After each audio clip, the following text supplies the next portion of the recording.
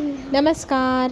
ठरलं तर मग ह्या मालिकेच्या आजच्या भागात आपल्याला पाहायला मिळत आहे, इथे अर्जुनने सायलीला घरी आणून सोडलेलं असतं प्रतिमाच्या. ती घरात येत असताना तिथे आरती चालू असते. सुमन आणि प्रतिमा दोघी मिळून प्रार्थना करत असतात देवाची. आणि आरतीची घंटी ज्या वेळेला ती वाजत असते ना, तर कळत नकळतपणे सायलीला ती लहानशी मुलगी दिसू लागते, जी लहानपणी त्या दोघी शेजारी दोघींच्या मध्ये उभी राहून घंटी मागायची वाजवण्यासाठी, आणि मग ती घेऊन ती वाजवायची. ती मुलगी सतत इथे सायलीलाच दिसत असते. सायली तिच्याकडे एकदम याने बघू लागते की हीच ती मुलगी सतत दिसते, पण ही मुलगी आहे तरी कोण हा प्रश्न तिला सारखा पडत असतो. आता इकडे आपल्याला पाहायला मिळणार की अस्मिताने मदत कुणाची घ्यावी असा विचार केल्यानंतर तिला सगळ्यात पहिले चैतन्य दिसू लागला. तिची आज 12 वाजेला अपॉइंटमेंट आहे जॉबसाठी, आणि मग तिथे जायचं आहे. तर ती एकटी घराबाहेर जाऊ शकत नाही, कारण कल्पना फार रागवली तिच्यावर. सतत तू बाहेर जाते, बाळ घरात ठेवून जाते, बाळ किती रडतं आईच्या प्रेमासाठी, तर आता बाळाला सोडून तू जायचंच नाही असं ठरलं आहे. तर इथे बाईने नवीनच युक्ती लावली आहे, बाळाला घेऊन जावं का. पण मग ते कसं काय शक्य होईल. मग ती मदत मागते चैतन्याची. काय करू. चैतन्य मग तिला एकदम मदतीला तयार होऊन सांगू लागतो की ज्या ठिकाणी इंटरव्ह्यू तिथे तू पण ये, मी पण येतो, थोडा वेळ बाळाला मी सांभाळतो, आणि मग तू इंटरव्ह्यू देऊन बाहेर ये, तोपर्यंत मी बाळाला मॅनेज करतो. आयडिया तर खरंच खूप छान आहे. पण ती म्हणते की बाळाला सांभाळता येईल का तुला. तर तो हसू लागतो आणि म्हणू लागतो, बघ ना, तुला मदत करण्यासाठी मी प्रयत्न नक्की करील, पण मला हे नाही सांगता येणार बाळ मला सांभाळेल की मी बाळाला सांभाळेन, असं म्हणत तो हसू लागतो. आणि मग ती म्हणते 5च मिनटात मी निघते, तुला लोकेशन टाकते, तूही निघ. आणि मग दोघंजणं एकमेकांना लोकेशन देतात आणि पटकन त्या जागेवर जायला इथे अस्मिता तयारी करू लागते. सगळं बॅग वगैरे व्यवस्थित भरते. आता आपल्याला हे पाहायला मिळणार की सायली पूजा वगैरे सगळं झाल्यानंतर घरात धूप फिरवायचं असतं, तर ती ना सुमन काकूला म्हणू लागते की काकू आज मी धूप फिरवू का घरभर.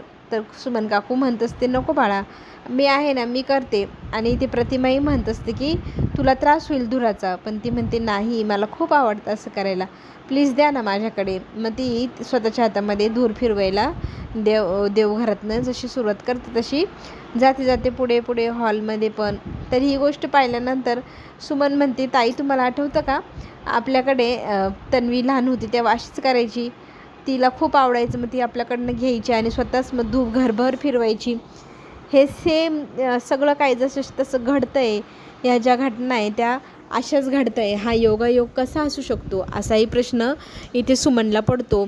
2 व्यक्ती एकसारखे कशा वागू शकतात. आणि सतत ना सायलीला पाहिल्यानंतर आपल्या तन्वीची का आठवण येते हाही प्रश्न आता इथे प्रतिमालाही पडू लागला आहे बरं. तर आता इथे सायली घरभर धूप फिरवत असते. कळत नकळत पण ती छोटीशी लहानशी मुलगी तिला पुन्हा दिसू लागते. त्या मुलीच्या दिशेने इथे सायलीचे पाय वळू लागतात. बघता बघता तिला त्या मुलीच्या मागं जाता जाता खूप धूर होऊ लागतो, आणि मग ती त्या धुरामध्ये त्या मुलीला शोधण्याचा प्रयत्न करत असते. अगदी जवळ पोचली होती सायली तिच्या, आणि सायली तिला हात लावणार त्याच वेळेला ती मुलगी दिसेनाशी झाली, आणि सायलीच्या हाताचा धक्का लागून 1-2 पुस्तकं खालीही पडतात. आणि ते पुस्तकं मग इथे धुरामध्ये दिसत नसतात सायलीला. तर प्रतिमा लांबूनच पाहते. तर प्रतिमा धावत येते सायलीला मदत करायला. आता इथे अस्मिताला घराबाहेर जायचं आहे, आणि ते पाहिल्यानंतर आता इतकी चिडते ना कल्पना की तू पुन्हा निघाली घराबाहेर बाळाला सोडून. तर ती आईला म्हणते नाही गाई, बाळाला सोडून नाही जाणार आता, तू म्हणाली होती ना तसंच वागणार आहे मी.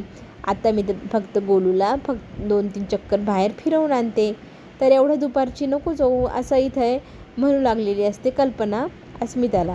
तर अस्मिता म्हणते काळजी नको करू, जास्त लांब नाही जाणार मी, इथल्या इथे 2-4 चक्कर मारते आणि लगेच घेऊन येते. स्मितसाठी बाहेरची ताजी हवा पण महत्त्वाची, त्याला कधी सवय लागणार, मी जास्त लांब जाणार नाही आणि लवकर घरी येईल.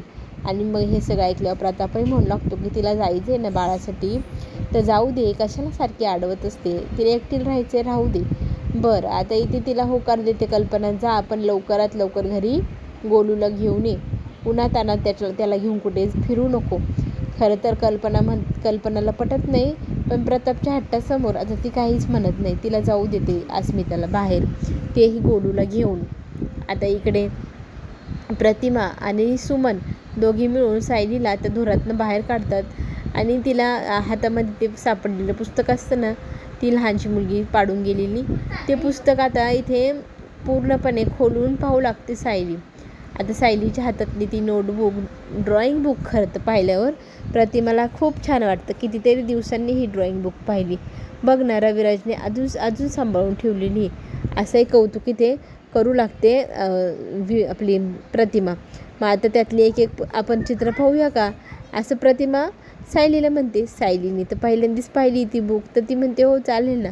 तर पहिली चित्र गाडीचं असतं. बघ ना, हे गाडीचं चित्र तन्वीने आपल्या दारात बसून आपल्या गाडीचं जसं तसं काढण्याचा प्रयत्न केला होता. आणि ही बटरफ्लाय, हे तर तिचं फेवरेट चित्र. घरातनं बाहेर जाण्याआधी तिने हेच चित्र काढलेलं होतं. असं इथे दोघींनाही आठवतं, प्रतिमालाही आणि सुमनलाही.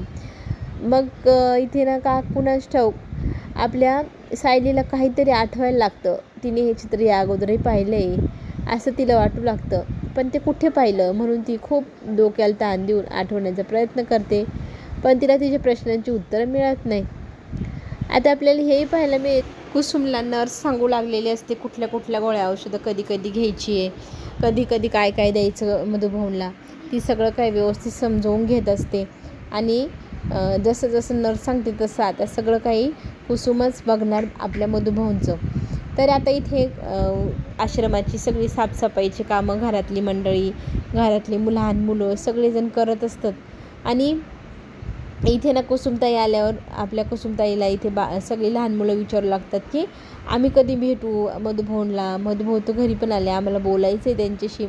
तर कुसुम सांगू लागते की आरडाओरडा अजिबात करायचं नाही, मधुभाऊंशी जास्त बोलायचं नाही, त्यांना जास्त त्रास सहन होणार नाही, त्यामुळे सगळ्यांनी शांत राहायचं. तर मुलं रागवतात कुसुमताईवरती, तू आम्हाला थोडंसं बी बोलू देत नाही. आम्ही आता आमची सायलीताई जेव्हा येईल ना तेव्हाच तिला सांगूच तुझं नाव. तर सायलीताई आल्यानंतर सगळे लहान मुलं दुडू धावतात आणि सायलीताईला जाऊन घट्ट मिठी मारतात. आणि ते सांगू लागतात की बघ ना, आम्हाला भेटूच देत नाही कुसुमताई मधुभाऊंना. तर आता इथे सायली सांगते का नाही भेटू देते, भेटायचं, फक्त जास्त वेळ नाही भेटायचं, थोडा वेळ भेटायचं. आणि हे ऐकल्यावर लगेचच अर्जुन मान डोलवतो आणि घरातली मंडळी पण सगळेजण ह्या गोष्टीवर राजी होतात. तर आता इथे आपल्याला हेही पाहायला मिळेल की घरामध्ये साफसफाई व्यवस्थित झालेली नाही. ही गोष्ट च्या लक्षात येतोय आणि तो सायली म्हणू लागतो की जोपर्यंत साफसफाई पूर्ण होत नाही तोपर्यंत तू बाहेर थांब. तर ती म्हणते बाहेर उन्हामध्ये. तर अर्जुन म्हणतो अगं उन्हामध्ये कसं थांबेल तुला, बघ ना बाहेर. तर तिने छान छोटंसं टेंट बनवलं आहे आणि मग त्या टेंटमध्ये सायलीला तो सगळी सुखसुविधा दाखवू लागतो. इथे तू खा पी, वाटलं थोडा वेळ झोपवतं झोप, इथे फॅन पण आहे तुझ्या सोयीसाठी, असं सगळं काही इथे अर्जुन दाखवू लागतो. ती सगळी सुविधा खरंच खूप छान आहे. लहान मुलं तर उड्या पण मारू लागतात. तर त्या सगळ्या लहान मुलांना कुसुमताई सांगते की अजिबात सायलीताईच्या वस्तूंना हात लावायचं नाही तिच्या सेफ्टीसाठी, कारण तिचं बाळाला तिला कसली ॲलर्जी नको व्हायला. मग इथे लहान मुलं म्हणतात काय तू कशालाच हात लावू देत नाही. तर आजोबा म्हणू लागतात की आता कुसुमताईला सगळेजण साफसफाईला मदत करा म्हणजे आपली सायलीताई लवकर घरात आत येईल. आणि मग लहान मुलं खूप उत्साहाने साफसफाई करू लागाल कुसुमताईसोबत जातात. आणि इथे सायली म्हणते की राहू द्या ना मुलांना. तर आजोबा सांगतात नाही, त्यांना सवयी काम करायची कुसुमताईसोबत, तिला मदत होते तेवढीच. मग आता सगळे निघून गेलेले असतात आतमध्ये. सायली अर्जुन छान बसलेले असतात ने. अर्जुन खूप काळजी घेत असतो सायलीची. सायली मात्र सारखी म्हणत असते मी एक काम करू का, मी घरात जाऊ का. तर तो म्हणतो तुला घरातच कामासाठीच तर जाऊ द्यायचं नाही. तर ती म्हणू लागते मला इथे बसून फार बोर व्हायला लागले. तर अर्जुन म्हणतो बोर कशाला होतं आहे, मी तुला एंटरटेन करतो ना. मग तो गाणे लावतो, गाण्यांवरती छान डान्स करू लागतो आणि त्याचा डान्स पाहून आपली सायली खूप छान हसू लागते. आणि सायलीलाही तो घेऊन हळूहळू छोट्या स्टेप करत डान्स करू लागतो. सायली मात्र इतकी खुश होते आणि छान गप्पा गोष्टी मग त्या दोघांनी मारल्यानंतर बराच वेळ गेला. आता साफसफाई पूर्ण झाली आहे म्हटल्यावर सायली अर्जुनला कुसुम बोलवते आणि सायलीची अशी कौतुकं कोड करतात ना कुसुमताई. तिचं छान प्रकारे औक्षण करून तिची दृष्ट काढून मग तिला घरात घेते. तरी ते अर्जुन म्हणतो किती लाड आहे बाबा माहेरी एका बाईचे, तिला तर 2-2 माहेर, प्रतिमा त्याचं घर, हे घर. आणि मग ती हसू लागते आणि त्यांना म्हणू लागते की जळफळाट नका करू तुमच्या मनाचा. आणि अर्जुन म्हणतो हो ना. तर असं दोघांची थट्टा मस्करी चालू होते. तर आता सगळेजण घरात जातात. घरामध्ये चालता चालता खूप दिवसांनी सायली आश्रमामध्ये आली आहे ना, तर तिला आश्रमातल्या काही गोष्टी पाहून का कोणाच ठाऊक लहानपणच्या गोष्टी आठवू लागतात. त्यात एक छोटी मुलगी पण तिला दिसते, ज्या मुलीच्या मागे मागे इथे सायली निघालेली असते. आणि अर्जुन म्हणू लागतो की सायली कुठे निघाली आहे तिकडे. तर इथे कुसुमताई म्हणते, अरे तिच्या आवडीचं ठिकाण ते म्हणजे आमचं स्वयंपाकघर, तिकडे स्वयंपाकघर आहे ना, तिकडे चालली बहुतेक ती. तर इथे त्या मुलीच्या मागोमाग आपली सायली निघालेली असते. आणि अर्जुन म्हणतो की हिला ना सतत काही ना काही कामच सुचतं आहे. तर इथे कुसुमताई म्हणते, तुम्ही ना काळजी करू नका, मी तिला समजावून घेऊन येते. मग इथे आता किचनमध्ये गेल्यानंतर सायली त्या मुलीच्या मागे मागे जाते. कळत नकळतपणे सायली त्या मुलीकडे पाहत असताना भिंतीकडे तिचं लक्ष जातं. आणि भिंतीवरती सेम तेच चित्र असतं जे आजच तिने पाहिलेलं होतं, बटरफ्लाय एका फुलावर बसणारी. आणि हे पाखरू तर आपल्या त्याच पाखरासारखं आहे ज्या ड्रॉइंग बुकमध्ये तन्वीने काढले. आणि इथे कुसुमताई सायलीकडे कळत नकळतपणे पाहू लागते की ही अशी काय पाहते भिंतीकडे, आणि मग टॉन्ट मारते, अरे देवा, स्वतःनीच काढलेल्या चित्राकडे एवढं टकलावून पाहण्यासारखं काय आहे. तरी ते सायली म्हणते स्वतःने, म्हणजे तुला काय म्हणायचं आहे. तर ती सांगू लागते की हे सेम चित्र लहानपणी आम्हाला सांगतात आपले मधुभाऊ की तू काढायचीस, तर हे सगळे चित्र तूच काढलेली आहे. नव्याने पहिल्यांदाच तिला एक गोष्ट कळली, ती म्हणजे ह्या भिंतीवरचं चित्र सायलीने काढलं आहे आणि जे तन्वीच्या बुकमध्ये पण आहे. म्हणजेच तिला आता कळलं आहे की तन्वी म्हणजे स्वतः सायलीच का. आता पुढे जो काही ट्विस्ट येणार, ज्या गोष्टीचा आता शोध लावते सायली, त्या सगळ्या गोष्टी शोधून काढणार का सायली, हेही आपण पुढे पाहूया. तोपर्यंत आत्ता आपण घेऊ छोटीशी विश्रांती. आणि आपण पुन्हा भेटूया पुढील भागामध्ये. तोपर्यंत आपण घेऊ छोटी विश्रांती. धन्यवाद.